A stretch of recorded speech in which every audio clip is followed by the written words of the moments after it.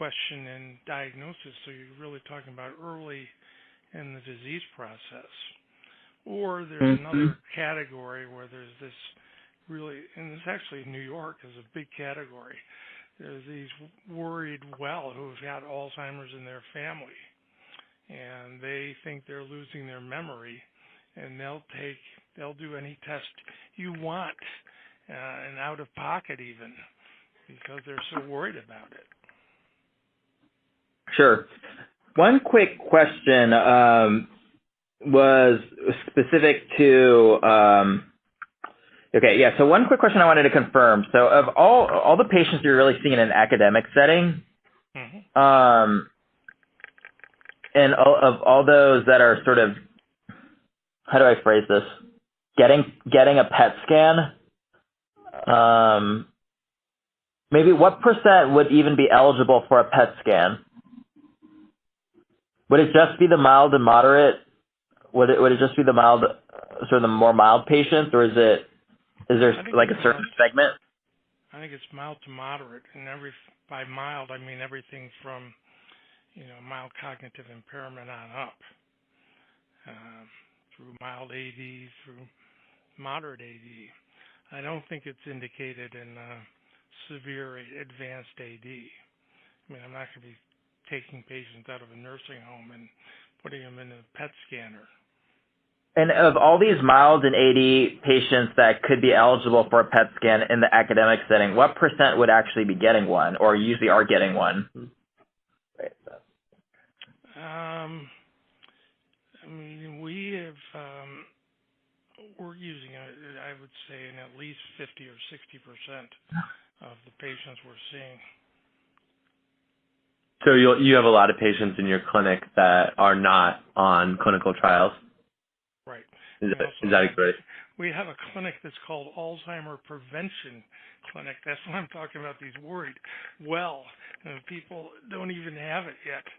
They go to this clinic just to try and prevent getting Alzheimer's. Right, in the Upper East Bay. Yep. Okay. Yeah, we're not too far. So totally appreciate that.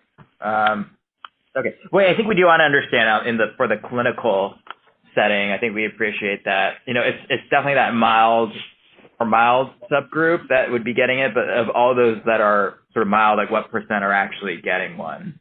Because I think we've heard some varying numbers, but I think we want to introduce that sort of filter as well. In clinical practice, in the clinical setting. I think it completely depends on where you are. Meaning, are you in an urban academic medical center? Then it might be 20 to 50%. If you're out in the country, I think it's going to be like 1%, like the number you were quoting. Because I think those people just aren't, for one thing, they're not even close to a PET scanner. Right. 90% of them. So, 90%. Okay, is that you're thinking nationally? Is 90% are not that close to a PET scanner? Yeah. Okay, so I think that is actually well aligned with what we've heard with. We actually just spoke with somebody now, and she mentioned that 10% are actually getting that PET scan. Yeah. So I think that's in line as well with what we've heard. We only have these PET scanners in certain areas, university medical centers in general. That's why. The only place that they're used in routine clinical practice is fluorodeoxyglucose to rule out cancers. That's become a part of routine clinical care. But Other than that, PET imaging is not used on a routine basis in any other setting that I know of. Okay. And that 1% number that we've been talking about with primary care, do you think that's probably 1% of all patients or 1% of patients that are close to a PET scan?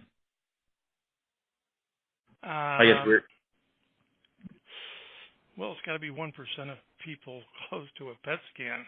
So I think if they're 200 miles away from a PET scanner, they're highly unlikely to be getting one. Okay.